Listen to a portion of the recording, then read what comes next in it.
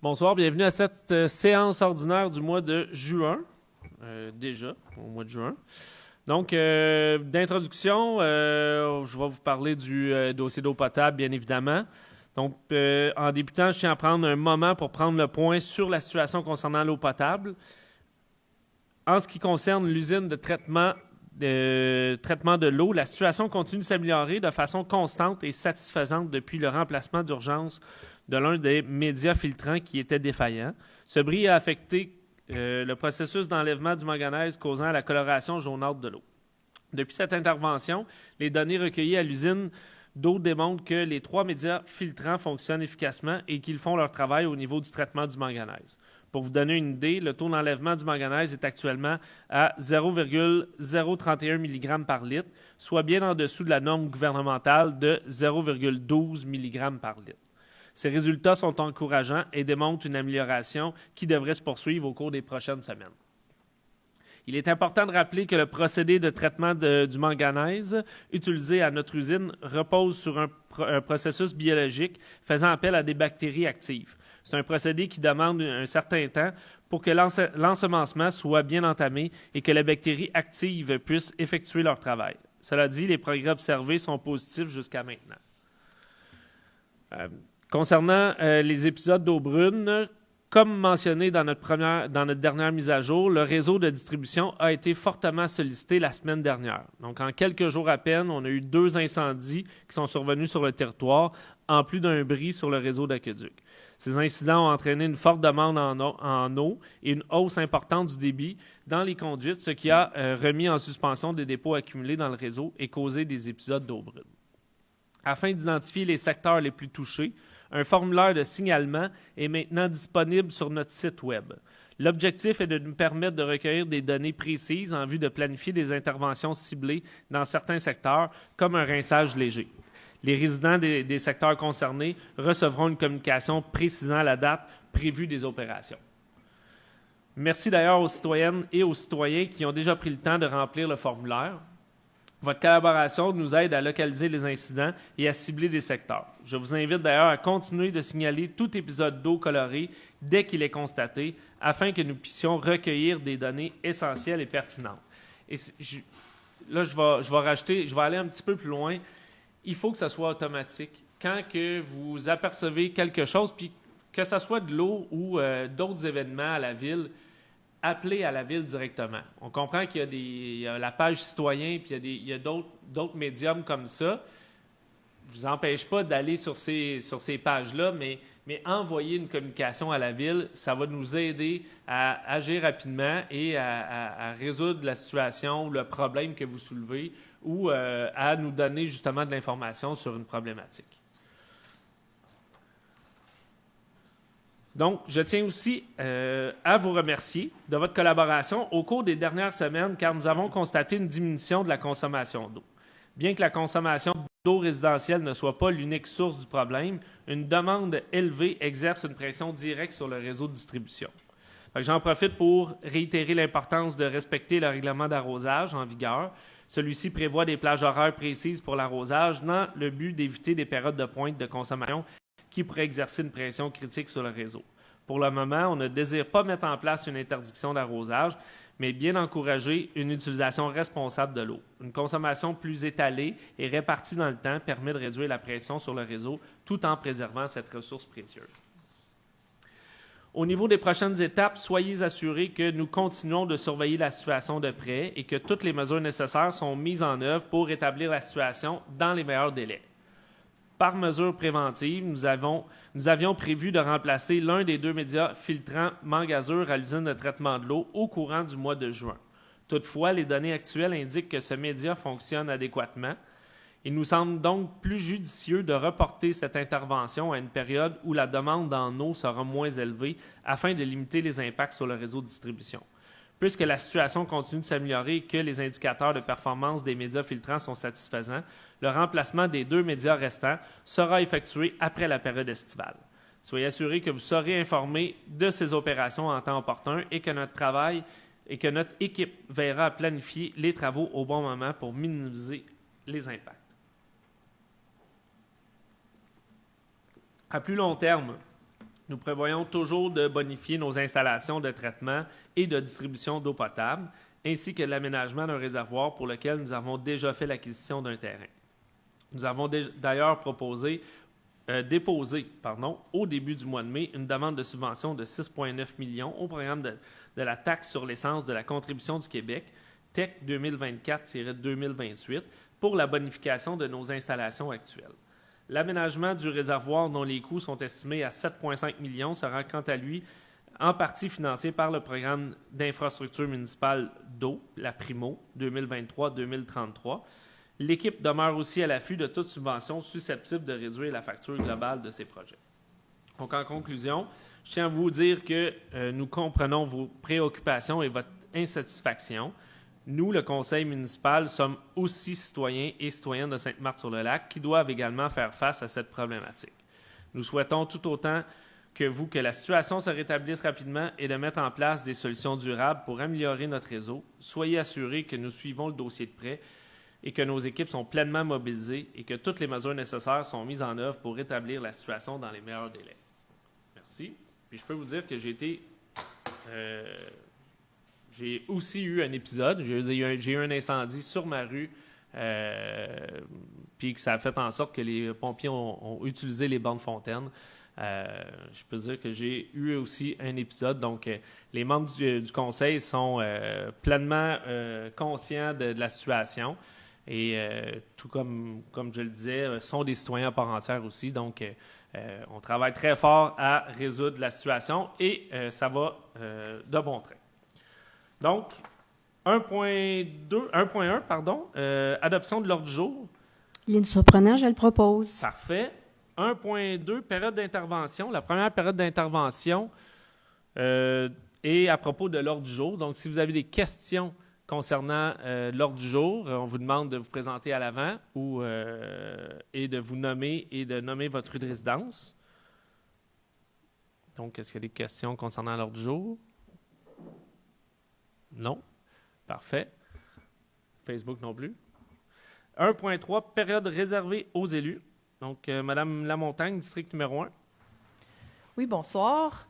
Moi, je voulais commencer en saluant les élèves de la classe de 6e année de l'école Horizon du Lac, ainsi que leur enseignante Mélodie Groux. Ils ont été vraiment... ils ont eu la bonne idée d'inviter M. le maire et moi-même, j'ai participé à leur conseil citoyen sur l'environnement. Donc, ils ont eu un grand projet pédagogique qui les a amenés à débattre sur des enjeux environnementaux. Puis, ils nous ont fait quelques recommandations que nous avons bien notées. Puis, on a été super heureux de discuter avec ces jeunes-là qui étaient très allumés, très conscients des enjeux qui sont devant eux. Honnêtement, on invite tous les enseignants de toutes les écoles de Sainte-Marthe-sur-le-Lac. Si vous avez envie de nous inviter, là, c'est que du bonheur. Donc, merci beaucoup. Ensuite, j'invite également, dans le même ordre d'idées, on a une activité ce vendredi de 18h30 à 19h30 à la bibliothèque qui s'intitule « l'ABC de la récupération ». Donc, si vous avez des ados qui mettent leur canette de Pepsi dans la poubelle, bien, vous pouvez les envoyer là un vendredi soir, puis ils vont apprendre plein de choses. Donc, bonne soirée. Merci beaucoup. Madame Wallot, district numéro 2. Oui, bonsoir. Je vais vous parler un petit peu. J'espère que beaucoup de monde qui sont allés. C'était la journée des petits entrepreneurs samedi passé. Moi, je suis allé puis j'ai été vraiment surpris. Je pense que c'est une des plus belles années cette année. Il y avait 37 kiosques, puis ça comprenait 77 petits entrepreneurs, puis il y avait vraiment du choix. C'était très beau. Les gens ont été très artistiques dans ce qu'ils ont présenté, ce qu'ils ont vendu. Fait que finalement, puis il y avait même la musique qui était faite par le DJ Yaya, qui est un jeune de l'école Liberté Jeunesse. Donc, encore félicitations à tous ces jeunes-là, puis j'espère que l'année prochaine, ils vont être encore plus nombreux. Bonsoir. Merci. Effectivement, j'ai une belle organisation, puis je tiens à féliciter le service des loisirs, les événements spéciaux, parce que j'ai eu des commentaires, puis c'est vraiment une activité régionale. Là. On a même eu une personne qui venait de l'île Bizarre pour venir pour participer. Puis le commentaire a été, on a une super organisation, donc félicitations à l'équipe municipale. Je pense que c'était unanime là, au niveau de l'organisation là, parmi tous les participants. Madame Surprenant, district numéro 3. Oui, bonsoir. Pour vous rappeler que cette année encore, nous fêtons la fête nationale le 24 juin au parc municipal. L'ouverture du site est à 14 heures. Il y aura de l'animation, toutes sortes d'activités, des chanteurs et bien sûr le feu d'artifice à 22 heures. Alors, il y aura aussi des kiosques et des restaurants sur place. Alors, c'est une invitation. À bientôt. Merci. Monsieur Limoges, district numéro 4. Oui, bonsoir à tous. Moi, je fais un rappel pour l'événement qui s'en vient le week-end prochain, le 14 juin. C'est le relais pour la vie là, de la Société canadienne du cancer. Donc, c'est au parc municipal également. Ça débute à 15 heures, donc les inscriptions sont autour de 16 heures. À 18 heures, ça va être la cérémonie d'ouverture. 21h15, la cérémonie des luminaires. Puis la cérémonie de clôture va être à 23h45. Donc, on vous invite en grand nombre, puis aussi, on vous invite à faire un don également là, pour la Société canadienne de cancer. Donc, c'est une invitation et un rappel pour ce samedi. Merci. Il faut comprendre qu'il y a une dizaine de municipalités au Québec qui font le relais. Puis si je me trompe pas, on est la seule ville des Laurentides à faire un relais. Donc, c'est vraiment une portée régionale, puis on est content de recevoir cet événement-là chez nous à Sainte-Marthe-sur-le-Lac pour une 4e ou une 5e année, là, je crois, là, d'affilée. Monsieur Daou, district numéro 5. Alors, merci beaucoup, Monsieur le maire. Alors, j'ai une bonne nouvelle pour les plaisanciers. Les quais de la rampe de mise à l'eau situés sur la 13e et la 37e avenue sont maintenant installés. Donc, les citoyens peuvent maintenant accéder au lac des Deux-Montagnes à partir de ces deux emplacements. N'oubliez pas de venir chercher votre vignette de stationnement à l'hôtel de ville, car elle est essentielle pour pouvoir se stationner sur le site.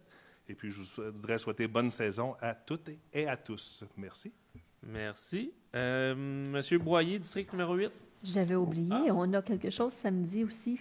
Oui, allez-y, Mme Pelletier. Je viens d'allumer. Samedi, il y a la Fondation Cercan. Donc, il y a la course de bateau Dragon et mon collègue Francis et moi, nous serons de nouveau dans le bateau multiville. Alors, c'est pour une bonne cause. Donc, je vous encourage à venir à cette Eustache. Donc, derrière l'église, vous allez pouvoir voir la course. C'est toujours un événement quand même impressionnant. Donc, vous êtes les bienvenus à venir encourager l'équipe municipale. Excellent. Merci beaucoup. Monsieur Boyer, district numéro 8. Oui, merci, bonsoir. Donc, moi, je vais vous inviter ce dimanche au brunch de la fête des pères des Chevaliers de Colombe de Sainte-Marthe-sur-le-Lac. Ça va avoir lieu à l'église Holy Family à Deux-Montagnes, par la porte arrière. Donc, c'est de 9h à 14h. Les billets sont à 15 $ par personne adulte et 8 $ pour les enfants de 7 à 12 ans et gratuit pour les enfants de moins de 6 ans, 6 ans et moins. Donc, vous pouvez présenter directement à l'église Holy Family à Deux-Montagnes puis participer à financer une bonne cause des Chevaliers de Colombe de Sainte-Marthe-sur-le-Lac. Merci. Merci. C'est ce qui termine les points réservés aux élus. Donc, 1.4, le rapport financier 2024 et rapport du vérificateur externe. Donc, on va peut-être juste déplacer le lutrin pour faire place, parfait, à M. Tétrault, de la firme Daniel Tétrault CPA, qui est le vérificateur là, nommé par la Ville. Écoutez, au public, il y avait des états financiers disponibles aussi, si vous voulez suivre. Donc, écoutez, c'est un extrait du rapport financier qui comprend environ 85 pages. Donc, on va y aller avec les chiffres les plus importants. Donc, vous voyez ici, on va prendre la troisième colonne à partir de la gauche. Donc, c'est les montants réels au 31 décembre de l'administration municipale. Au niveau des revenus, 25 796 000 de taxes. Les compensations tenant lieu de taxes, il y en a pour 377 000. C'est des montants qu'on reçoit, entre autres, pour les immeubles du gouvernement du Québec, là, pour les écoles et le réseau de la santé. Il y a aussi, les municipalités, on reçoit des subventions, donc ce qu'on appelle les transferts. Il y en a pour 2 403 000, dont différentes subventions loisirs et culture de différentes sortes. Les services rendus, 709 000. Donc, les services rendus, on retrouve surtout au niveau des loisirs, des cultures et tous les services qu'une municipalité peut rendre à des citoyens ou à d'autres organismes. Imposition de droit, 2 831 000. Imposition de droit, c'est ce qu'on appelle les droits de mutation. Il y en a qui appellent ça aussi la taxe de bienvenue, là, mais c'est vraiment des droits de mutation. Des revenus d'intérêt de 367 000 et d'autres revenus 173 000.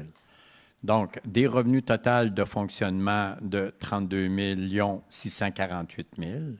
À cela, on en rajoute les subventions qu'on reçoit, des revenus d'investissement, des subventions qu'on reçoit pour 8 356 000, ce qui donne un total des revenus de 41 12 000. Au niveau des dépenses, l'administration générale, ça comprend entre autres le conseil municipal de la gestion financière et l'évaluation. Il y en a pour 4 703 000. Sécurité publique, la facture pour la police, le service de police, service d'incendie, sécurité civile, 6 449 000.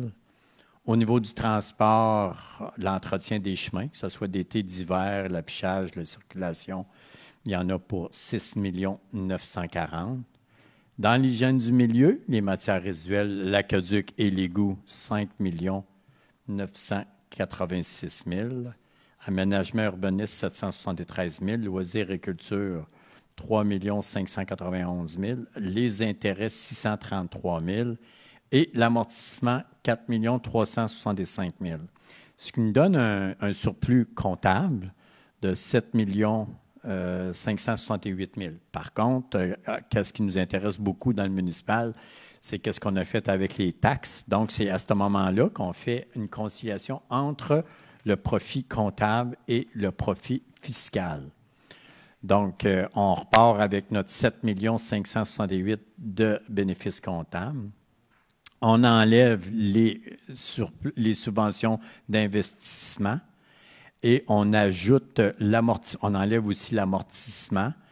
Et donc, on est rendu, après ça, on déduit le remboursement de capital, parce que le capital, ce n'est pas l'amortissement qu'on taxe, mais c'est vraiment le capital. On a utilisé à même le budget 361 000 pour faire des investissements en immobilisation. Et il y a eu différentes résolutions d'utilisation des surplus. Donc, une fois qu'on a fait tous ces ajustements-là au niveau fiscal, que, comme on mentionnait, on est parti d'un bénéfice comptable de 7 568 000, on tombe avec un surplus fiscal de 2 070 000. Donc, c'est vraiment le chiffre qui intéresse plus les citoyens parce qu'on fait un rapprochement avec les taxes à ce moment-là. Les investissements qui ont été réalisés, ça c'est la feuille du bilan, c'est avant. OK, ici, oui, exactement. Donc, juste un petit peu plus haut, s'il vous plaît. Juste un petit peu. OK. Ici, on a eu des subventions de 8 363 comme on avait présenté. Et on a des investissements pour 14 078 000 qui ont été réalisés cette année. Le plus gros, la plus grosse investissement, c'était la rénovation du centre communautaire. Là. Il y en a qu'on retrouve pas mal à la ligne 8, là, dans le 8 683 000. Donc, c'est à peu près un investissement de 8 millions qui a eu lieu dans le centre communautaire que vous voyez en arrivant ici. Le reste, c'était financé aussi par un emprunt de 3 173 000 et par d'autres montants qui émanent de la municipalité pour 1 031 000. Donc, c'est les investissements que la municipalité a fait cette année. Au niveau du bilan de la municipalité, exactement. Donc, on prend cette fois-ci la deuxième colonne, qui est uniquement pour la municipalité. On ne parle pas des organismes contrôlés, c'est plus facile. Donc, on a 1 459 000 dans le compte de banque. Cette année, il y a 24 millions de comptes à recevoir. C'est beaucoup cette année. Entre autres, on avait une subvention à recevoir pour la digue aux alentours de 8 millions et on avait aussi des subventions de la TEC, là, des investissements qu'on a réalisés aux alentours de aussi 8-9 millions. Donc, c'est des montants exceptionnels, un peu qu'on pourrait dire cette année, beaucoup de comptes à recevoir. Avantages sociaux, 87 000. Et l'autre, on était sur emprunt temporaire de 3 millions mais vous comprendrez qu'avec à peu près de 15 millions de subventions à recevoir, les liquidités se faisaient plutôt rares. Donc, à ce moment-là, c'est normal qu'on était sur un emprunt temporaire. Des comptes à payer de 7 484 000, revenus rapportés 400 000. Les emprunts que la municipalité a fait, qui totalisent 23 450 000. On a des immobilisations au coût amorti de 121 millions, d'autres petits montants dans les actifs non financiers, et on se retrouve avec les excédents de fonctionnement non affectés, 5 664 000, des montants affectés par résolution, 5 37 000, des fonds réservés d'1 094 000 et des projets en cours de 3,4 millions. On a aussi les investissements nets là, de 98 millions de dollars. Ça, les investissements nets, c'est ce on pourrait dire, là, c'est beaucoup les immobilisations moins les dettes qu'on a à ce moment-là pour les investissements nets. Enfin, la dernière page, l'endettement total net à long terme. Ça, c'est 23 616 000, c'est tous les emprunts que la municipalité a. On ajoute à ça des montants qu'on va devoir emprunter, 1 295 000. Ce 1 295 000 là, grosso modo, c'est le montant on va devoir emprunter pour le centre communautaire. On a un autre petit montant qu'on avait de 39 000 mis de côté. 368 000, c'est que le gouvernement nous doit ce montant-là. Et le 4 717 000 qui va être appliqué éventuellement sur un projet ou pour le remboursement de la dette à long terme. Donc, l'endettement, 19 787 212, c'est ce qu'on appelle l'endettement total net à long terme de la municipalité. Donc, pour moi, le conseil, ça donnerait les pages les plus importantes. Le rapport financier va être déposé incessamment. Il ne sera pas déposé, malheureusement, sur le site du ministère des Affaires municipales parce que ça n'existe plus. Ça va être déposé sur, maintenant, le gouvernement, c'est tout sur Données Québec. Donc, à ce moment-là, on peut aller chercher l'état financier complet à Données Québec. Vous pouvez aller chercher les états financiers de toutes les villes du Québec aussi. Merci beaucoup, M. Tétrault. On peut, si vous pouvez juste nous retourner le lutrin. On va faire une courte période de questions concernant les états financiers. Là. Est-ce qu'il y a des gens dans la salle qui désirent poser des questions concernant les états financiers uniquement? Là? Allez-y. Et je vous demanderai de vous nommer aussi. Moi, à la page 24, le centre communautaire, je vois 8 600 000 OK. Puis, dans l'autre page, il y a un autre 1 million à ajouter, que je comprends. C'est parce que dans la dernière page, il met qu'il y a un nouvel investissement qui va être fait pour le centre communautaire. À la page 25, là, il y a 1 295 792. En haut, là, tu as le gros chiffre, puis après, tu as 1 295. Oui. Bien, ça va être additionné aux 8 millions. Parce que c'est à venir que j'ai compris. Oui, à venir, c'est que... M. Tétrault, si vous pouvez répondre au micro, M. Tétrault, on va... Je veux juste être sûr, voir Parfait. Il faut que ça s'additionne. OK. Ouais. OK. Qu'est-ce qu'on a mentionné, c'est que présentement, le centre communautaire, c'est quelque chose qui a des coûts de 8 millions.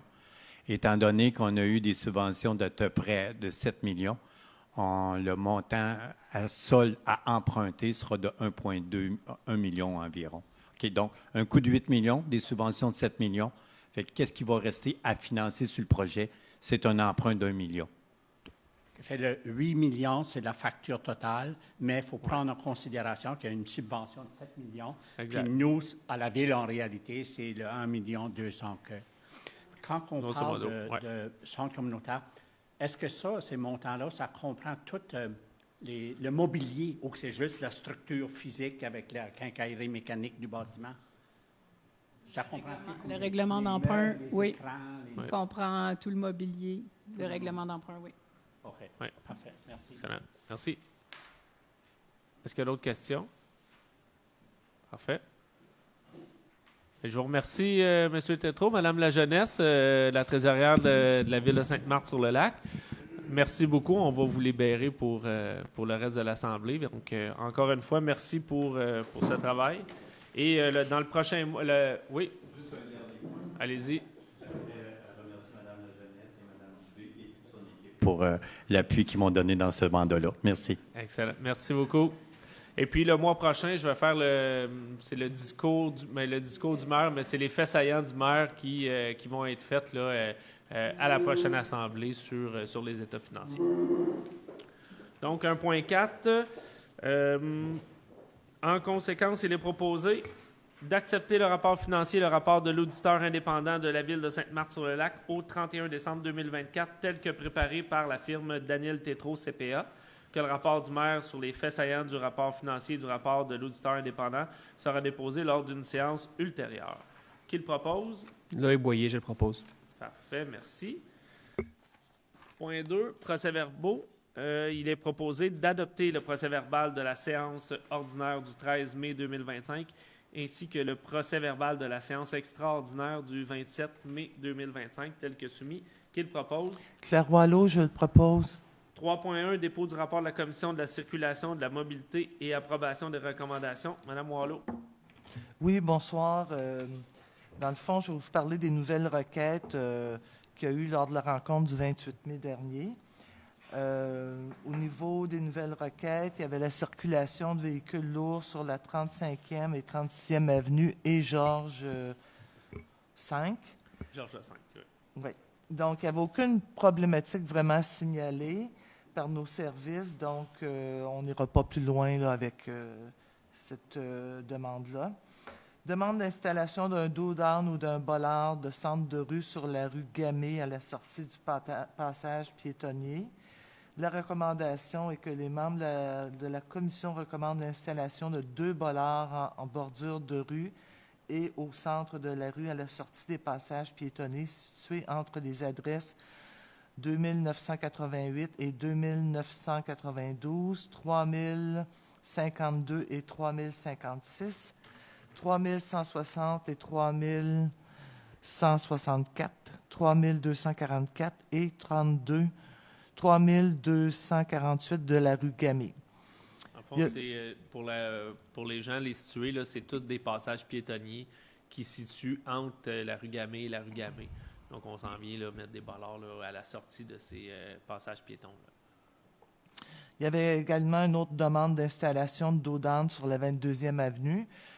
Cette demande-là n'est pas recommandée. Ce qu'on va faire, c'est qu'il va y avoir une remorque radar qui va être installée.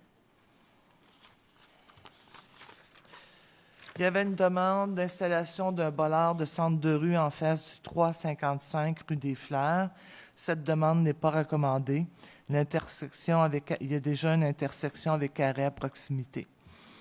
Il y avait une demande d'interdire le stationnement devant le 305 rue Année. Cette demande-là n'est pas recommandée.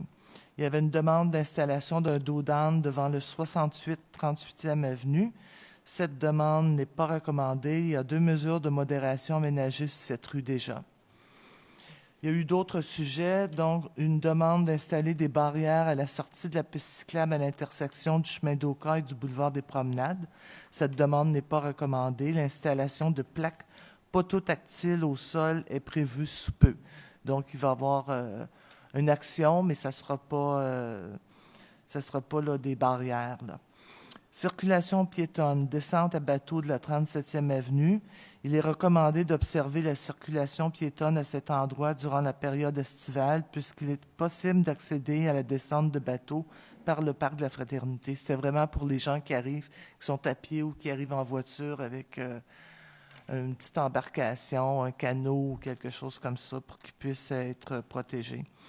Demande d'instaurer une phase de traverse exclusive aux feux de circulation sur le boulevard des Promenades à l'intersection de la rue des Bénédictines. Cette demande n'est pas recommandée. Toutefois, un projet de donner une priorité de quelques secondes aux piétons pour traverser aux feux de circulation du boulevard des Promenades est actuellement en préparation. La prochaine rencontre va avoir lieu le 25 juin 2025. Donc, considérant que la Commission de la circulation et de la mobilité a tenu une rencontre le 28 mai dernier, je propose de déposer le rapport de cette commission et d'approuver la recommandation. Merci. Parfait, merci. 3.2, dépôt du rapport de la Commission des loisirs, de la culture et de la vie communautaire. Madame Pelletier. Oui, bonsoir. En fait, donc, la réunion a eu lieu le 22 mai. On a fait un retour sur la dernière commission. Ensuite, on a parlé du début de la saison estivale et des associations sportives. Donc, en fait, c'est entamé, les terrains sportifs ont été préparés et livrés avec les échéanciers qui avaient été prévus. Concernant les programmations saisonnières, donc on a fait un bilan de la programmation du printemps 2025. Donc, les inscriptions à la programmation, c'était vraiment bien. Donc, ensuite, on a parlé de la programmation d'été 2025. On a parlé des événements spéciaux, puis des activités aussi présentes dans la grille saisonnière. On a fait un post-mortem de la fête des bénévoles. Donc, comme quoi que ça s'était bien déroulé, on a pris les commentaires de tout le monde à la commission pour les prochaines éditions. On a parlé des ventes communautaires. On a fait un retour. On était satisfait de l'événement. Les revenus de l'allocation des kiosques de vente seront remis à un organisme reconnu par la Ville. Pour la fête nationale 2025, on a vu l'horaire des festivités. Concernant les journées de la culture 2025, on a regardé aussi la programmation. Ça va être une super belle programmation qui s'en vient avec le budget concernant ces journées de la culture. On a parlé de l'utilisation des espaces publics pour des demandes de fêtes privées d'envergure. Alors, on a discuté du souhait de certains citoyens de pouvoir tenir des fêtes ou des événements d'envergure dans des espaces publics. On a discuté des implications, puis de la responsabilité de la Ville et de tout ce que ça peut occasionner. Donc, c'est un sujet qu'on a parlé ensemble durant la rencontre. Concernant la bibliothèque, il y a eu le dépôt des statistiques pour le mois de mars et avril. On a parlé du changement d'heure d'ouverture de la bibliothèque, donc qui ouvre 1 heure plus tôt le samedi et le dimanche, donc à compter de... pas 1 heure plus tôt, excusez-moi, ce qui ouvre plus tôt les samedis et les dimanches à compter de 9 heures plutôt que 11 heures. Puis les statistiques sont bonnes, puis on est bien content de ça.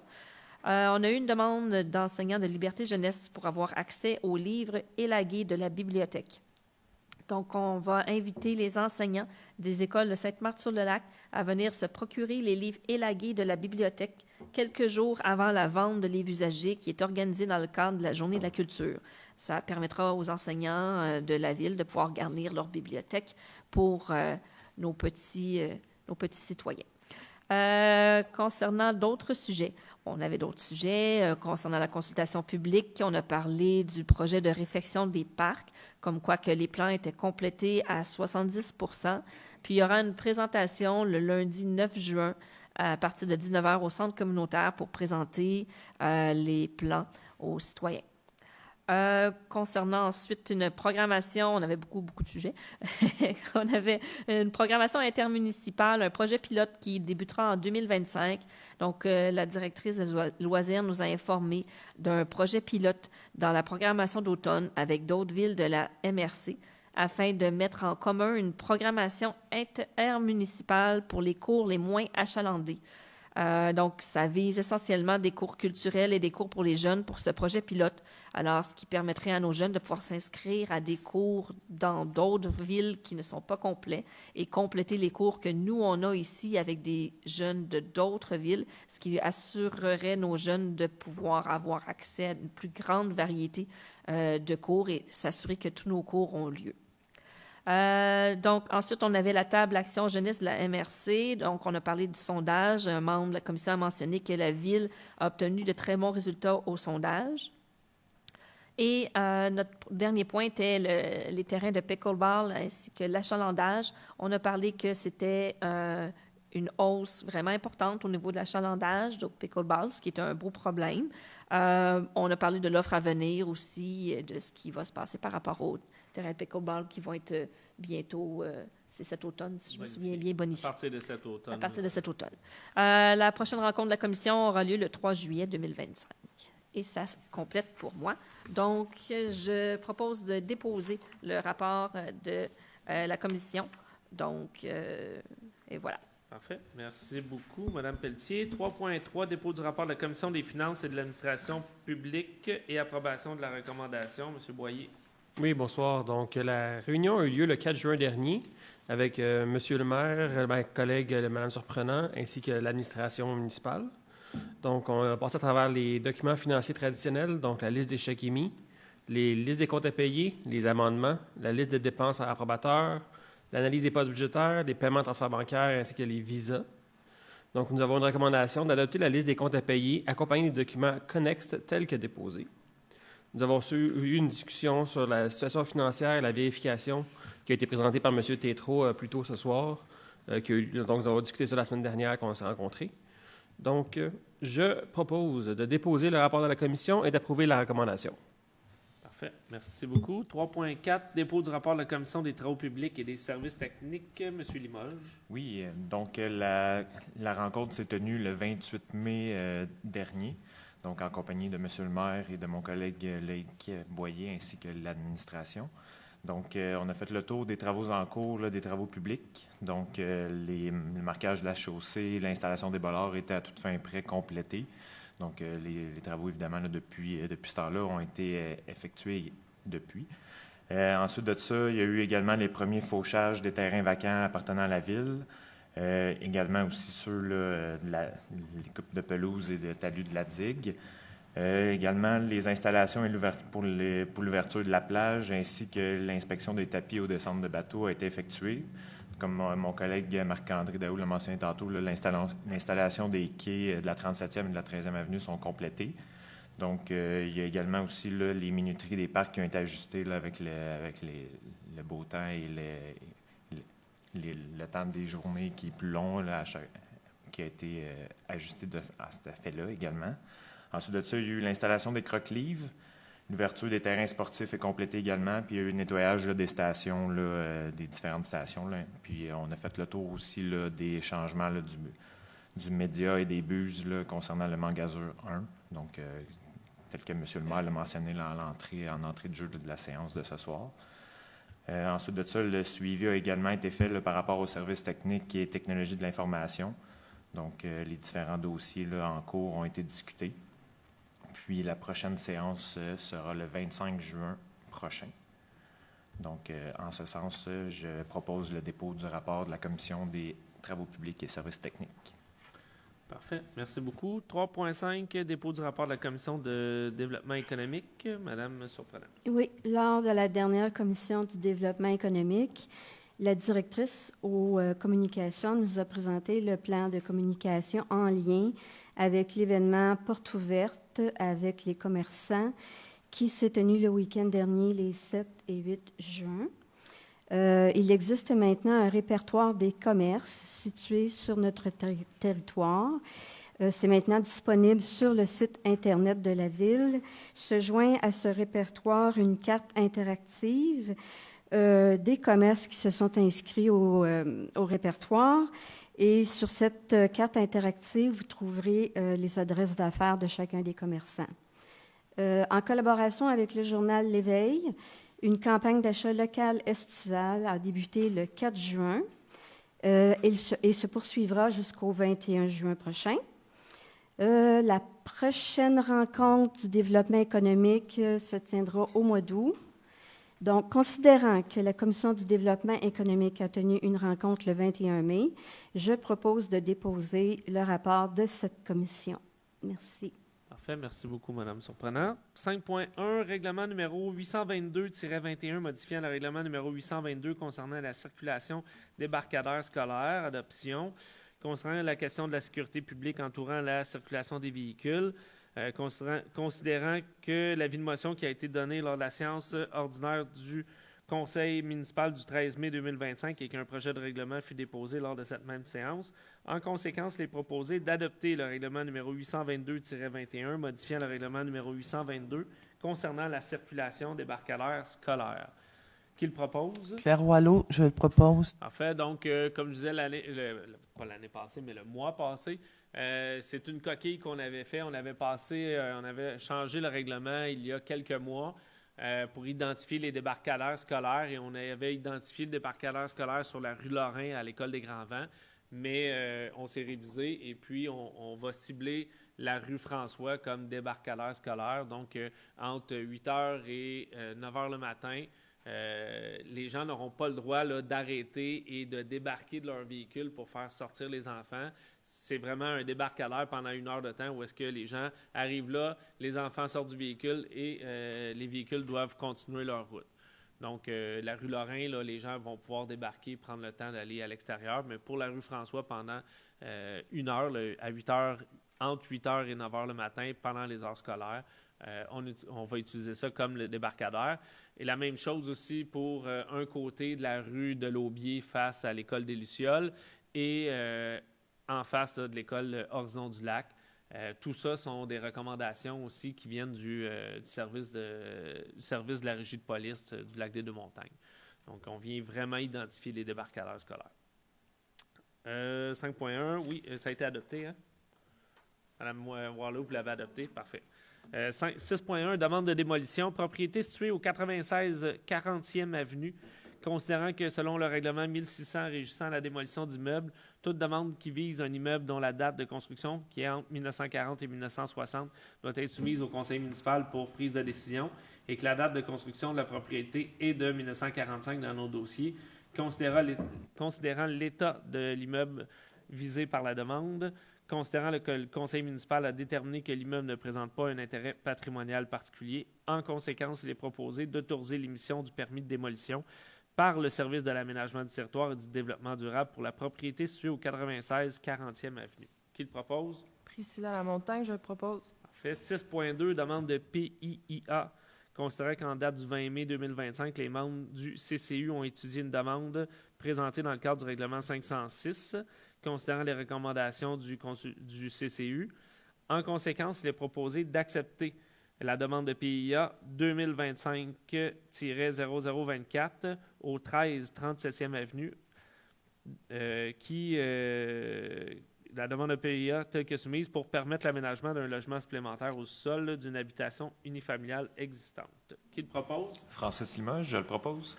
6.3, entente cadre pour les services professionnels d'accompagnement dans le cadre du programme OASIS 2025-2029 SP 2025-010, octroi de contrat. Considérant l'appel d'offres sur SEAO, SP 2025-010, nommé Entente cadre pour des services professionnels d'accompagnement dans le cadre du programme OASIS 2025-2029. Considérant l'ouverture des soumissions qui a eu lieu le 29 mai 2025 et l'analyse faite par le comité de sélection le 10 juin 2025, dont les résultats se lisent comme suit. Donc, on a 2 entreprises qui ont soumissionné avec des soumissions conformes. Donc, on a Ecom Consultant Incorporé à 414 774,61 $. C'est un montant qui inclut les taxes avec un pointage à 3,46 et les ateliers Hublot à 415 347,19 $ avec un pointage de 3,22. Considérant la recommandation du comité de sélection d'octroyer le contrat à l'entreprise Ecom Consultant, et ce, conformément au règlement de gestion contractuelle en vigueur, en conséquence, il est proposé d'octroyer le contrat SP 2025-010 pour entente cadre pour des services professionnels d'accompagnement dans le cadre du programme OASIS à la compagnie Ecom Consultant pour un montant de 414 774,61 $, incluant les taxes. Qui le propose? Hélène Surprenant, je le propose. Parfait. Donc, c'est un accompagnement pour le volet 2, hein, si je ne m'abuse. Le volet 2 et 3. Le et volet c'est 2 et 3. subventionné à 80 %. Parfait. Donc, voilà. 6.4, mandat à l'Institut des territoires pour la planification de la plantation d'arbres à Sainte-Marthe-sur-le-Lac. Considérant que la Ville de Sainte-Marthe-sur-le-Lac réaffirme sa volonté de bâtir un milieu de vie sain, résilient et inspirant, en augmentant significativement la présence d'arbres sur son territoire, maximisant ainsi les bénéfices sociaux, économiques et écologiques liés à un verdissement urbain intelligent. Considérant que l'Institut des territoires est un organisme à but non lucratif respecté pour son leadership régional et son expertise en développement durable, conservation, géomatique et médiation territoriale, a proposé une démarche rigoureuse, novatrice et personnalisée pour appuyer la Ville dans la planification de sa campagne de verdissement 2025. constatant que le mandat proposé par l'Institut comprend l'identification stratégique des secteurs de plantation à prioriser, la validation terrain des sites pour affiner les données écologiques et techniques, l'élaboration d'une palette végétale diversifiée et adaptée aux réalités climatiques présentes et futures à Sainte-Marthe-sur-le-Lac, la livraison d'actions claires assorties d'un tableau synthèse des sites et espèces à planter, accompagné de fichiers géomatiques professionnels, constatant que le mandat sera piloté par M. André Goulet, ingénieur forestier et médiateur accrédité, reconnu pour sa vaste expérience en planification territoriale. Constatant les honoraires pour ce mandat s'élèvent à 6 600 plus taxes, incluant un total de 60 heures personnes et la validation terrain environ d'une dizaine de sites.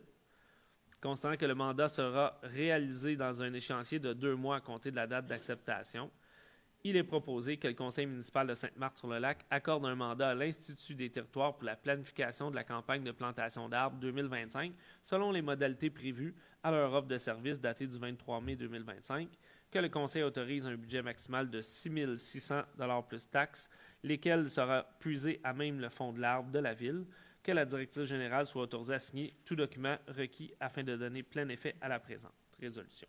Qui le propose? Francis Limoges, je le propose. Parfait. L'Institut des territoires est aussi le même organisme qui accompagne la MRC dans la plantation d'arbres dans le cadre des 2000 arbres, des 2 milliards d'arbres au fédéral. Donc, c'est quelqu'un qui connaît déjà le territoire là, au niveau de la plantation d'arbres. 7.1, transport collectif, demande d'abribus additionnel à l'agence EXO. Considérant que l'implantation des abribus sur le territoire martelacois date du temps du CIT de Montagne, société de transport qui a fusionné en 2004 devenant le CIT Laurentide et qui a été remplacé par le réseau de transport métropolitain appelé EXO, service de transport en commun des Basses Laurentides. Considérant que le territoire martelacois compte seulement 4 abribus hexagonaux répartis le long du chemin d'Oka, alors qu'on compte 59 arrêts d'autobus, une superficie territoriale de 12,8 km². Considérant que l'implantation et le remplacement des abribus relèvent de la responsabilité d'EXO, considérant que la population de Sainte-Marthe-sur-le-Lac était d'à peu près 8 000 habitants en 2000 et qu'elle est désormais à plus de 21 000 habitants, représentant une augmentation de population de 162 %. Considérant que le territoire compte le même nombre d'abribus, dont un seul abribus sur la ligne 93 et 3 autres sur la ligne 80-81.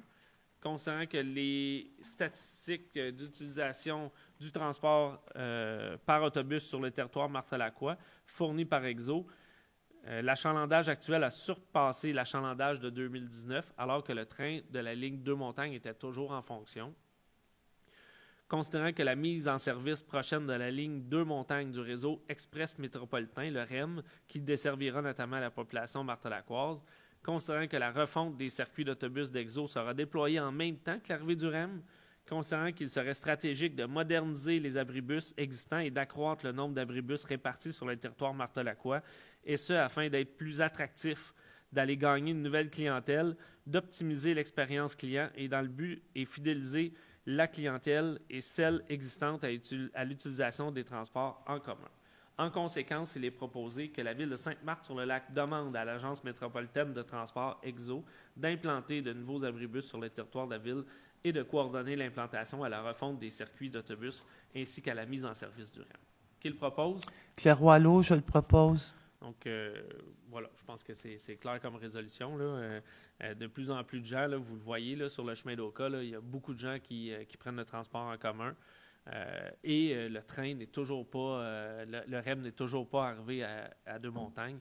Donc, c'est sûr que la journée que le REM va partir, l'achalandage va augmenter de façon importante là, sur notre circuit d'autobus. Parce qu'il faut le rappeler, il n'y a pas plus de places de stationnement là, qui a été mis avec l'arrivée du REM là, qu'il y en avait en 2019 lorsqu'il y en avait le train. Puis même qu'il y en a moins, parce qu'il y avait un stationnement incitatif qui était au Goudzo, que d'après moi, ce stationnement incitatif-là ne sera plus existant là, à l'arrivée du REM. Donc, 7.2, construction d'une nouvelle école primaire. Considérant la demande faite par le Centre de services scolaires d'Émile-Île, CSSMI, en 2022 auprès de la ville de Sainte-Marthe-sur-le-Lac à l'effet d'obtenir des terrains pour la construction d'une nouvelle école primaire, le tout conformément à l'article 272.2 de la loi sur l'instruction publique, considérant que la ville de Sainte-Marthe-sur-le-Lac s'est engagée par voie de résolution à céder au CSSMI un premier immeuble situé dans la portion sud-est du chemin d'Oka pour y implanter cette nouvelle école primaire, mais que cette offre a été refusée par le Centre de services scolaires et le ministère de l'Éducation, considérant que la teneur des discussions intervenues entre la Ville et le ministère de l'Éducation et le Centre des services scolaires, la Ville a ciblé et proposé un second terrain situé au nord du chemin d'Oka, en l'occurrence le parc Félix-Leclerc, considérant que le ministère de l'Éducation et le Centre des services scolaires se sont engagés à contribuer financièrement à l'aménagement d'un nouveau parc et à l'acquisition de 2 propriétés adjacentes au parc Félix-Leclerc pour implanter la nouvelle école et offrir un espace de jeu à la fois pour les écoliers fréquentant la nouvelle école et les enfants du quartier. Considérant que la Ville a procédé en décembre 2023 à l'adoption du règlement d'emprunt numéro 708 afin de procéder à l'achat de 2 immeubles adjacents au parc Félix-Leclerc, situés au 206 16e Avenue et au 2961 Chemin d'Oka. Considérant qu'en 2024, le gouvernement du Québec et le ministère de l'Éducation ont suspendu toute autorisation de projet de construction de nouvelles écoles, et ce, partout au Québec. Considérant que la Ville de Sainte-Marthe-sur-le-Lac n'a aucune certitude que le ministère de l'Éducation donne son aval dans un proche avenir pour la construction de la nouvelle école primaire, en conséquence, il est proposé de réitérer la volonté de la Ville à céder un terrain afin de recevoir une nouvelle école primaire sur son territoire pour desservir la clientèle martelacoise, de demander au ministre de l'Éducation de confirmer à la Ville de Sainte-Marthe-sur-le-Lac une date de début de construction de la nouvelle école primaire devant être réalisée par le Centre de services scolaires d'Émile-Île. Qui le propose? Éline Surprenant, je le propose. C'est un dossier qui traîne un peu en longueur, là. On est un peu dans le néant dans ce dossier-là. On est sur la glace, on n'est pas trop sur la glace. Ce qu'on demande au gouvernement, c'est d'avoir une position ferme quant à la construction d'une école primaire. C'est un besoin pour la Ville de Sainte-Marthe-sur-le-Lac. C'est un besoin pour les jeunes, puis nos futurs jeunes aussi qui vont rentrer à l'école primaire. Puis on est prêt à aller de l'avant depuis qu'on est arrivé en poste. Souvent, c'est la Ville qui a poussé et qui est allée au-devant des choses dans ce dossier-là. Mais là, on est dans le néant et on aimerait avoir des réponses claires et surtout un échéancier clair sur les travaux, de l'école. Donc, ça va aussi, on est en refonte du plan d'urbanisme. Ça fait partie de l'aménagement du territoire. Bien, si on veut faire un aménagement qui est planifié, bien, c'est des projets comme ça qu'on doit avoir la certitude qu'on va voir le jour. Et malheureusement, on ne cédera pas un terrain sans savoir si le projet va voir le jour, parce qu'une fois qu'il est cédé, bien, après ça tombe dans les mains du Centre de services scolaires. Puis j'aimerais pas ça qu'on cède un terrain alors que peut-être qu'il y a une école qui verra jamais le jour. Donc, si on veut aller de l'avant dans ce projet-là, ça va prendre une position claire du gouvernement. Et c'est ce qu'on demande présentement là, avec cette résolution-là. 8.1, autorisation de signature du contrat de travail de M. Marc-André Lefebvre, directeur général adjoint. Considérant que M. Lefebvre a été nommé au poste de directeur général adjoint par la résolution numéro 2023-08-252 en date du 9 août 2023, considérant que la dite résolution autorisait le maire et le directeur général par intérim à signer le contrat de travail de M. Lefebvre, considérant que le directeur général par intérim a quitté ses fonctions depuis, et considérant que Mme Stéphanie Bellil a été nommée directrice générale de la Ville, en conséquence, il est proposé d'autoriser le maire et la directrice générale à signer pour et au nom de la Ville le contrat de travail de M. Marc-André Lefebvre à titre de directeur général adjoint et d'abroger la résolution 2023-08-252. Qui le propose? Francis Limoges, je le propose. Parfait. 9.1, autorisation de signature assurance, considérant que suite au versement du paiement final et de la fermeture du dossier numéro 20 128 au ministère de la Sécurité publique en lien avec les inondations d'avril 2019, la Ville de Sainte-Marthe-sur-le-Lac a fait une demande d'indemnisation à son assureur pour les montants non admis par ce dernier. Considérant que la Ville de Sainte-Marthe-sur-le-Lac a reçu une somme suite à cette demande et qu'il est nécessaire de compléter le dossier, en conséquence, il est proposé d'autoriser la trésorière à signer le formulaire de demande d'indemnité en assurance des biens afin de compléter et de fermer le dossier. Qui le propose? Loïc Boyer, je le propose. Donc, c'est un dossier qu'on va pouvoir mettre de côté finalement. 9.2, liste des comptes à payer. Il est proposé d'adopter les listes des comptes à payer en date du 11 juin 2025, registre des chèques émis mois précédent, fonds d'administration totalisant la somme de 28 754,88 $, la liste des paiements effectués par transfert bancaire totalisant la somme de 854 962,83 $, la liste des comptes à payer, fonds d'administration totalisant la somme par chèque de 116 038,27 $ et par paiement direct de 1 573 986,50 $. De plus, que la trésorière soit autorisée à effectuer le paiement de ces sommes dues à ses fournisseurs.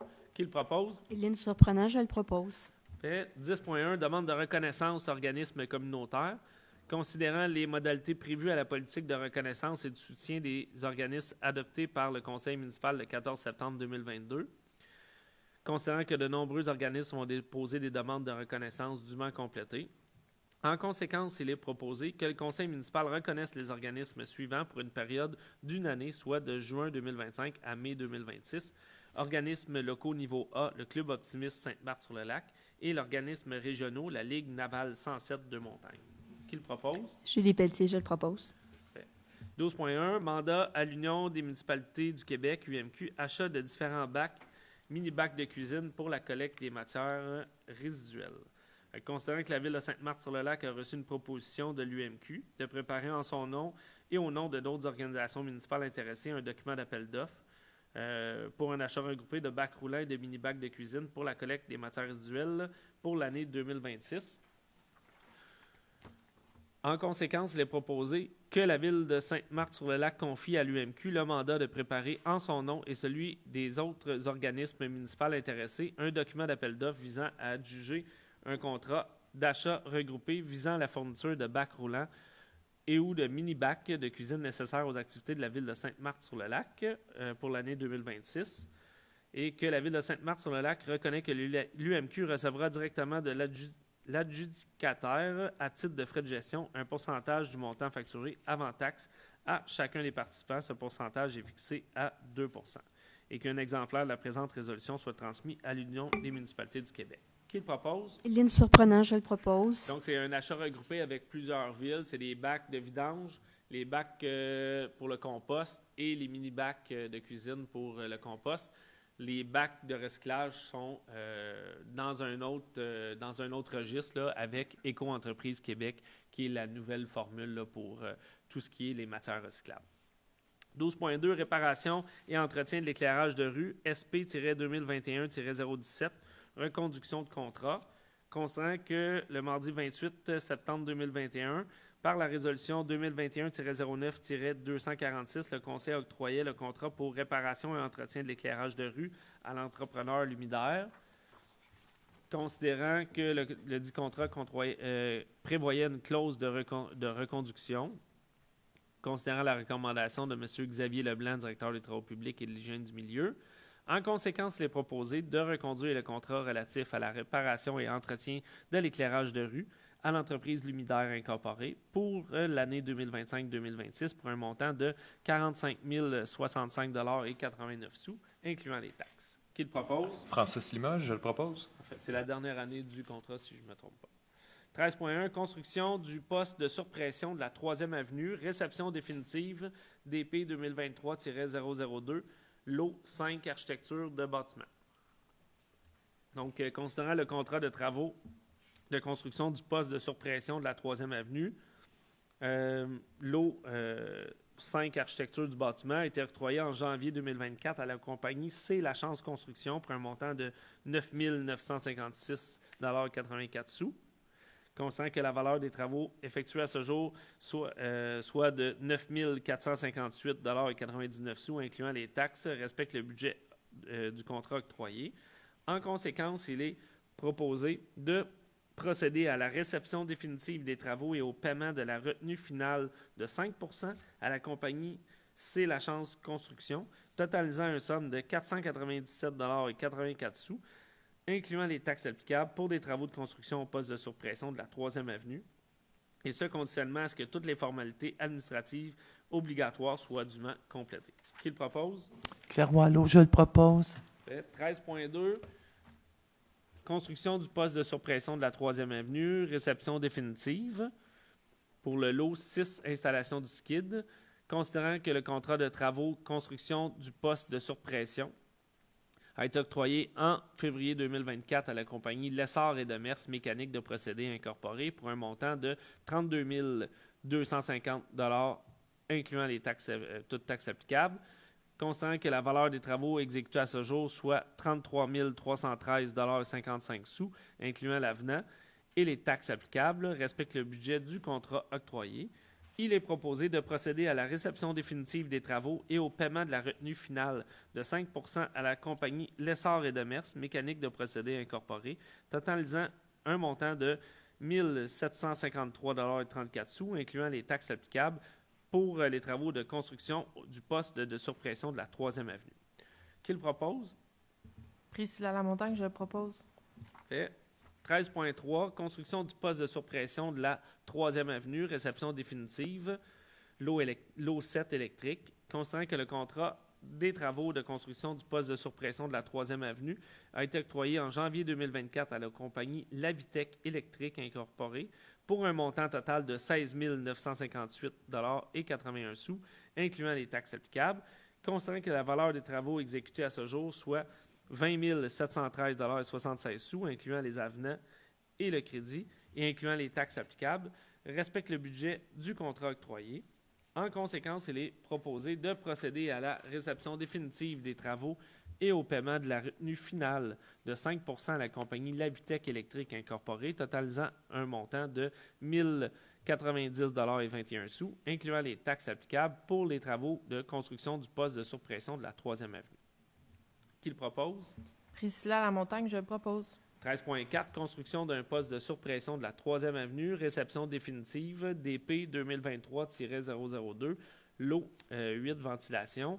Concernant que le contrat de travaux de construction de poste de surpression de la 3e avenue, concernant la ventilation, a été octroyé en février 2024 à la compagnie Ventilex Incorporée pour un montant de 21 839,50 $, incluant les taxes applicables. Considérant que la valeur des travaux exécutés à ce jour soit 20 747,54 $, incluant les taxes applicables, respecte le budget du contrat octroyé. En conséquence, il est proposé de procéder à la réception définitive des travaux et au paiement de la retenue finale de 5 % à la compagnie Ventilex, totalisant un montant de 1 091,98 $, incluant les taxes applicables pour des travaux de construction du poste de surpression de la 3e avenue. Qui le propose? Priscilla Lamontagne, je le propose. Donc, c'est un projet à la 3e avenue, vous comprendrez, poste de surpression au niveau de l'eau potable. Et c'est un projet qui est terminé, donc on libère les sommes qu'on retenait là, en fonction là, du projet. 13.5, contrôle du roseau commun à la plage de la Sablière, SP-2025-11, octroi du contrat.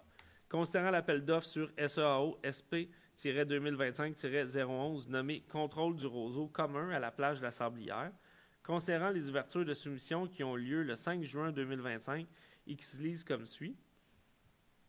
Donc, nous avons eu 4 entreprises. Les entreprises CTM Incorporées, un montant de 37 000 $ avant taxe, une soumission qui était non conforme.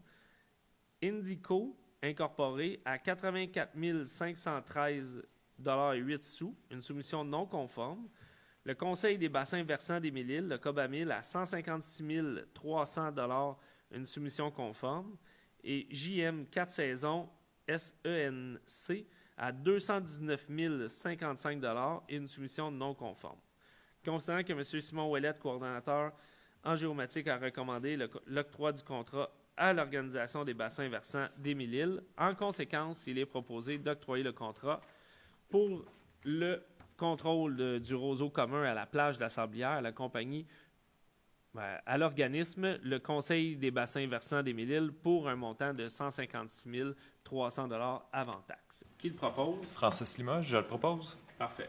Vous avez vu qu'il y a des montants qui sont assez disparates. Là. On a un montant à 37 000 et à 156 000. Je demanderai à M. Pilon, notre greffier, là, sommairement d'expliquer un peu là, les soumissions non conformes puis tout ça. Là. Ça sera très, très court. Les 3 soumissions non conformes le sont parce qu'elles sont incomplètes. Il manquait donc des informations et des documents. Parfait. Merci beaucoup. Donc, c'est complète les résolutions. 14 points de dépôt. Donc, on a le dépôt de la liste des dépenses par approbateur, mai 2025. Dépôt du rapport mensuel permis de construction, mai 2025.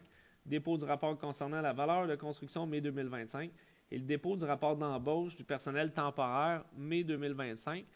Je vais juste sortir mon petit document. Donc, je vais vous faire la liste là, des personnes qu'on a embauchées. Gabriel Nollet, chef sauveteur. Ève Michaud, assistante chef sauveteur. Marc-Olivier Tremblay, sauveteur assistant chef. Nathan Ransom, sauveteur. Juliane Desbiens, sauveteur. Émile Bélanger, sauveteur. Marc Plama-Deala, sauveteur. Michael Siliateski, j'espère que je prononce bien, sauveteur. Marilou Lafitte-Labbé, sauveteur. Mira Anjo Gébré, sauveteur. Frédéric Chauvette, sauveteur.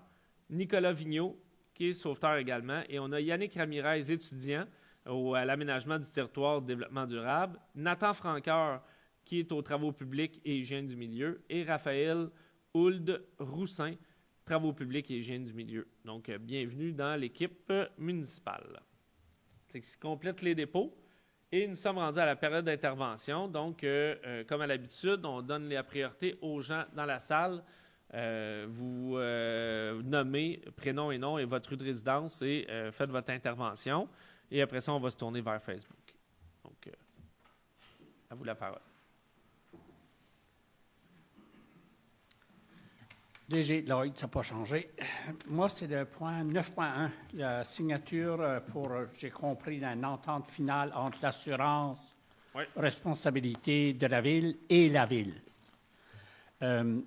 Ça, est-ce que c'est parce que de mémoire, il reste des poursuites aux civils par des citoyens, par des... Oui, mais ça c'est une autre chose. Là. Ce qu'on parle ici à les assureurs, c'est des... dans le fond, là, le ministère de la Sécurité publique a payé certaines choses là, liées à l'inondation. La Ville a envoyé des trucs là, qu'on demandait que ça soit assumé par la MSP.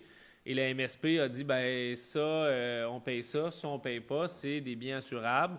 Donc, après ça, bien, la trésorerie s'est retournée avec ce qui n'a pas été payé par la MSP et les a soumis à l'assureur. Et l'assureur est arrivé, a fait le tri de tout ce que la Ville avait mis là, dans ses documents et est arrivé à un montant final, mais j'ignore par exemple le montant là, qui a été donné. Juste pour que je comprenne, ça veut dire que tout le restant des poursuites, l'assurance de la Ville ne sera pas impliquée. Ça va être entre la Ville, le ministère de la Sécurité publique ou non, mais ça, c'est un autre dossier à part. Là. Okay. Ça, c'est seulement sur les réclamations que la Ville a faites au ministère de la Sécurité publique. Vos infrastructures. C'est ça. Ça, c'est un autre dossier à part, les poursuites. Là. OK. Merci. Est-ce qu'il y a d'autres questions dans la salle? Non. Facebook? Ah, excusez. Bonsoir, je m'appelle Jacques, 40e avenue. Juste pour le 6.4, pour les questions de plantation d'arbres, est-ce que ça veut dire qu'on va avoir seulement qu'un choix? Qu'est-ce que c'est qui va être décidé? Non, c'est qu'on s'en va chercher une expertise justement pour cibler des endroits de plantation. Parce que, à l'interne, on est une petite équipe, puis il y a des sites de plantation que peut-être que nous, on ne voit pas, puis que l'Institut des territoires pourrait voir. On a l'intention de planter pas mal d'arbres au cours des prochaines années. On a une entente aussi avec le promoteur GBD où est-ce qu'on a des arbres à planter là, suite à une entente hors cours qu'on a faite avec lui. Il en plante des arbres? Oui. Ben oui. Puis, on s'en va s'appuyer avec un expert en ingénierie forestier qu'on n'a pas cette expertise-là à l'interne pour vraiment cibler là, puis de maximiser les espaces où est-ce qu'on peut planter des arbres. Merci. Concernant le 9.1, on ne peut pas savoir c'est quoi le montant que... Je ne sais pas. Est-ce que... c'est parce que... En fait, c'est un montant qui est à recevoir et on a quand même une validation à savoir si on peut confirmer le montant. Mais c'est un montant que la Ville va recevoir. Donc, ce n'est pas un montant qu'on a à dépenser. Non, mais je voulais savoir combien est-ce que c'est qu'il y avait eu de réclamations. Ça, je ne peux pas vous dire, par exemple. On n'a pas l'information, mais comme M. le maire disait, donc c'est une réclamation qui a été faite par la Ville à l'assureur. Puis, il y a un montant qui est à recevoir maintenant de l'assureur. OK. Fait que je pense qu'il y a une validation à savoir est-ce qu'on peut rendre public le montant. La validation va se faire, puis on verra après. Si je comprends bien. Là, exactement. Si on peut rendre le montant public à ce moment-là, on pourra vous donner l'information. D'accord, merci. Vous avez mentionné les questions des bacs, là. Oui. Est-ce que vous avez des comebacks? Est-ce que les gens vous avisent un peu avec notre nouveau celui-là qui ramasse les bacs bleus maintenant? Oui. Parce qu'il en ramasse beaucoup, mais il laisse beaucoup dans le milieu de la rue. Fait que les gens ont de la misère après qu'ils sont vides. Bien, on va en prendre bonne note, puis on va faire le suivi avec cet entrepreneur-là, parce que c'est un nouvel entrepreneur sur le territoire. Donc, on va faire le suivi. Il a de l'air à faire une bonne job, mais seulement il faudrait que les bacs retournent où est-ce que c'est qu'ils viennent. Là. C'est ça. Parce que dans le milieu de la rue, là, les gens, il y a déjà des limites de vitesse à certains endroits. Puis de les remettre debout. OK. On va faire le suivi avec l'entrepreneur. Merci. Merci beaucoup. Est-ce qu'il y a d'autres questions dans la salle? Facebook? On a 2 questions de Philippe Caron sur la 38e avenue. La première question, puisque le sujet de l'eau est une crainte majeure pour plusieurs citoyens, serait-ce possible jusqu'à l'accomplissement de la bonification du système d'eau d'avoir un point à l'ordre du jour pour avoir une mise à jour avec le développement du projet? OK. Bien, je fais de toute façon toujours un suivi là-dessus. Les communications font aussi un suivi, donc je pense pas que de devoir ajouter un point à l'ordre du jour en tant que tel, mais de toute façon, il y a un suivi qui est fait de notre part. Puis je pense qu'il y a des citoyens aussi qui vont nous le rappeler si on ne le fait pas, mais notre intention est de donner de l'information régulièrement. On a un plan de communication là, où est-ce qu'on va communiquer là, régulièrement avec les citoyens. Là, donc, effectivement, si je peux ajouter, donc à tous les jeudis, il devra y avoir une communication qui va émaner de la Ville, donc pour faire la mise à jour et l'état de situation. Puis on a convenu aussi que M. le maire, d'entrée de séance, allait faire un point au sujet de l'eau potable. Donc, voilà. Je pense que ça fait...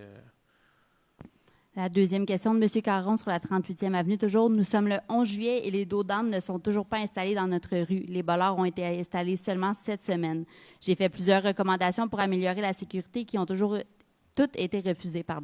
J'ai dû crier à plusieurs reprises à des chauffeurs de ralentir. Est-ce possible de prévenir ce genre de comportement en installant rapidement les mesures d'atténuation dans le futur et ne pas les retirer dès octobre?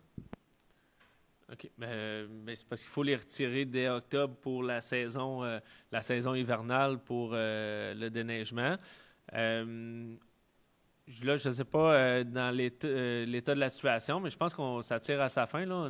On a M. Leblanc, qui est le directeur des travaux publics. Là, si je peux vous demander un petit compte-rendu, où est-ce que vous en êtes là, pour l'installation?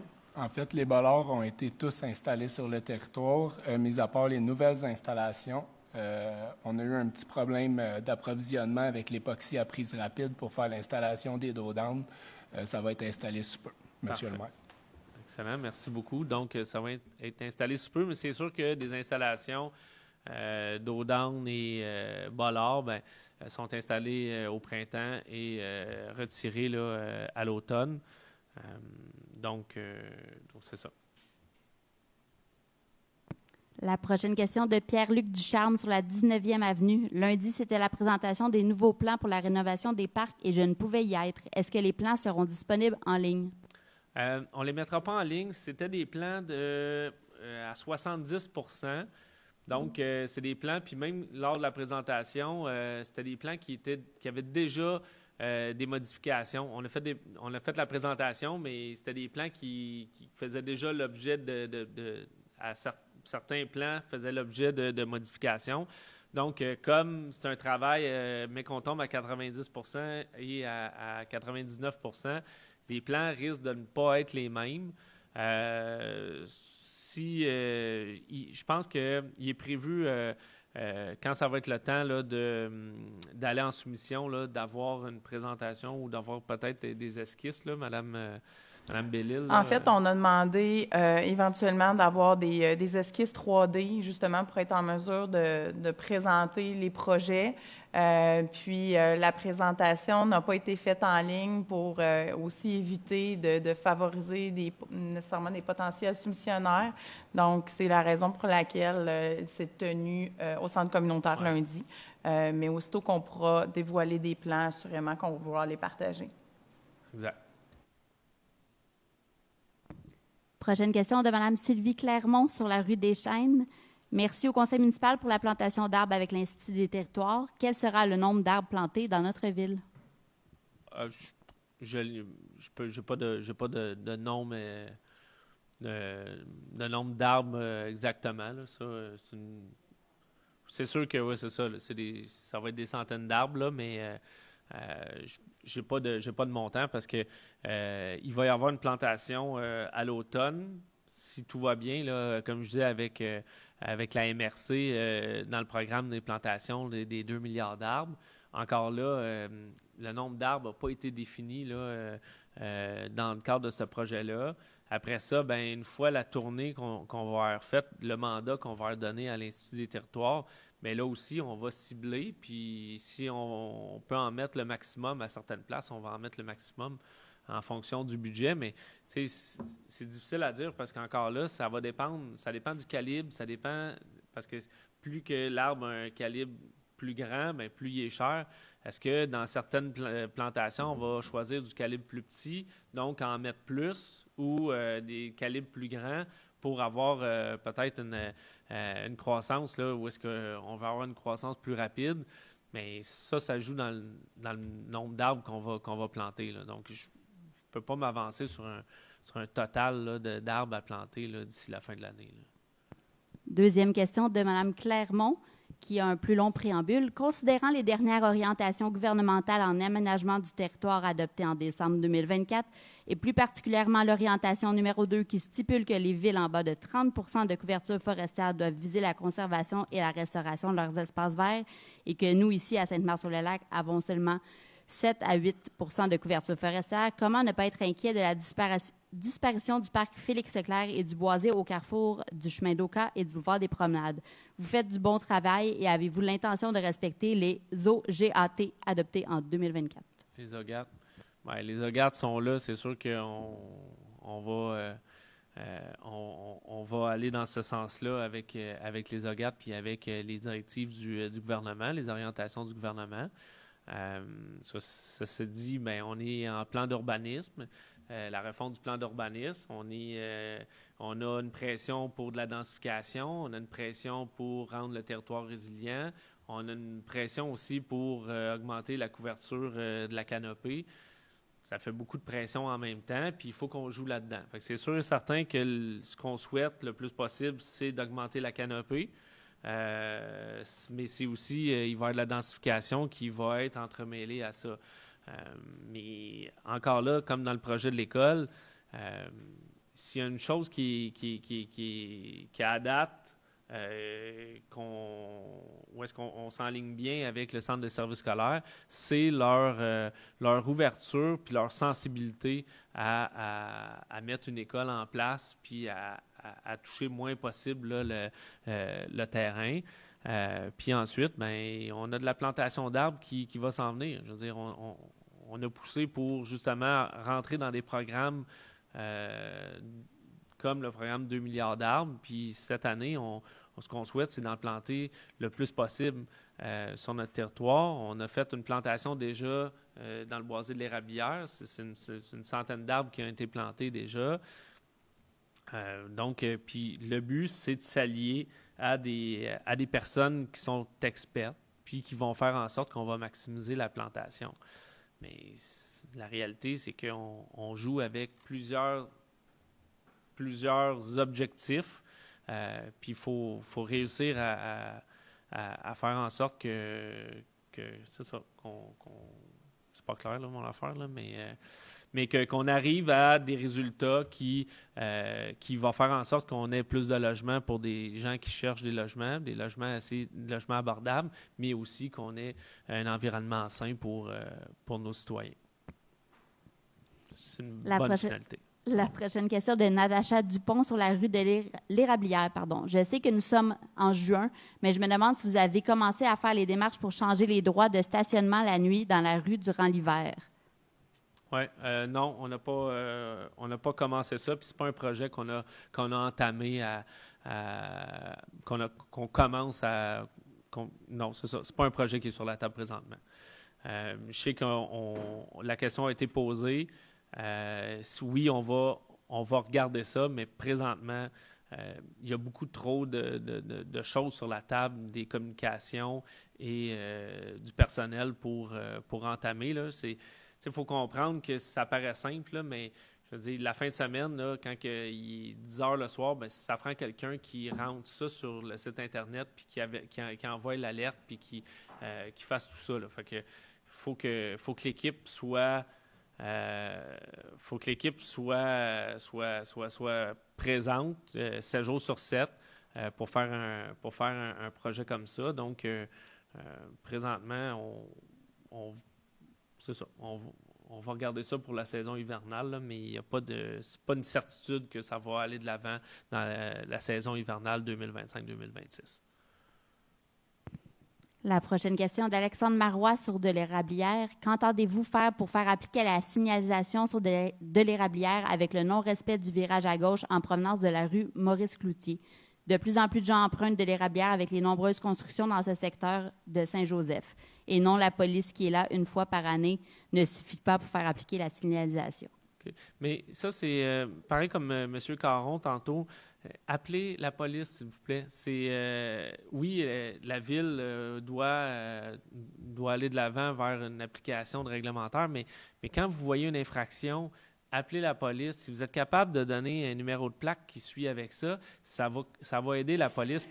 Puis malheureusement, là, les gens ne veulent pas jouer au délateur puis ils ne veulent pas appeler la police inutilement, mais je pense que c'est important. Puis ça va nous aider. Puis ça va faire en sorte que la police, ben, quand ils viennent cibler, ils viennent s'installer pour voir une infraction, mais ça ne veut pas dire qu'ils sont dans le temps ou dans le moment de la journée que les infractions se font. Donc, on va en prendre note, on va en faire part au service de police, mais quand vous voyez une infraction comme ça, s'il vous plaît, appelez la police. Il y a le numéro, je l'ai ici, là, avec mon petit crayon, le numéro 623. J'allais sur mon crayon. 450-974-5300. C'est le numéro de la police. Ça va aller directement à la centrale. C'est la même place où est-ce qu'ils reçoivent le 911, sauf qu'avec le 911 versus le numéro régulier, ben, c'est la priorité des appels. Mais comme ça, on le sait que l'information va se rendre rapidement à la police.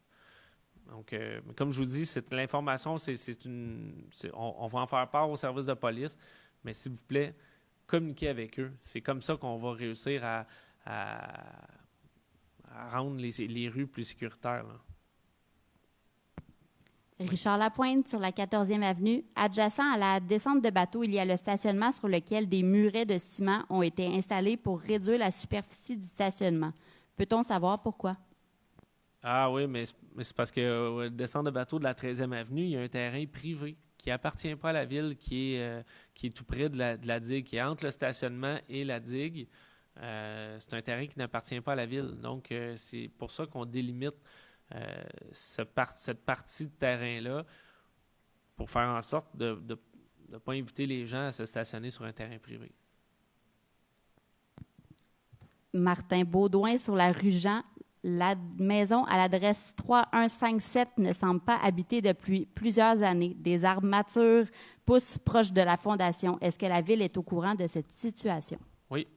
C'est un cas problématique qui est récurrent année après année. Le service de l'urbanisme est sur le dossier. Malheureusement, on a des cas comme ça qui sont récurrents, puis on a des infractions qui sont données. L'année passée, on a même été sur le terrain pour aller faire de la coupe de gazon. Donc, je peux vous dire que le service de l'aménagement du territoire et du développement durable est sur le dossier présentement. C'est tout pour Facebook, M. le maire. Merci beaucoup. Donc, une petite dernière. J'ai oublié, il y a quelqu'un qui m'avait demandé de poser la question. Vu qu'on va avoir seulement 9 radars sur le territoire. Ben, juste 9. Ben, c'est déjà beau, là. C'est quand même bon. Oui, comparativement à ce qu'on avait, c'est très, très, très beau. Mais si une place qui devrait avoir est-ce que c'est quoi le fonctionnement pour pouvoir... Dans le fond, ce qu'on demande aux services techniques puis aux travaux publics, c'est de cibler les artères les plus achalandées. Donc, pour rendre ça le plus efficace possible. Mais le service technique, j'ai pas vu le plan final, là, mais ça devrait être installé. Ça devrait être installé bientôt, je présume. M. Leblanc, oui.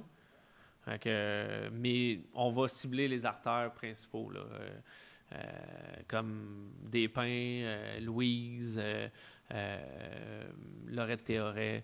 Donc, c'est des artères où est-ce qu'il y a beaucoup de circulation, puis c'est vers là qu'on va cibler. Mais le programme de sécurité routière revient encore cette année, puis on va faire une autre demande au niveau là, une autre demande de subvention dans le cadre de ce programme-là.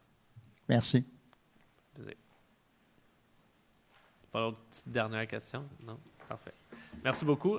Qui propose la levée de l'Assemblée? Alors, Marc-André Daou, je vais le proposer, M. le maire. Parfait. Merci beaucoup. Je vous souhaite une belle soirée, puis on se retrouve très bientôt à la Fête nationale à Saint-Jean-Baptiste le 24 juin prochain, pour la grande fête de la Saint-Jean. Merci.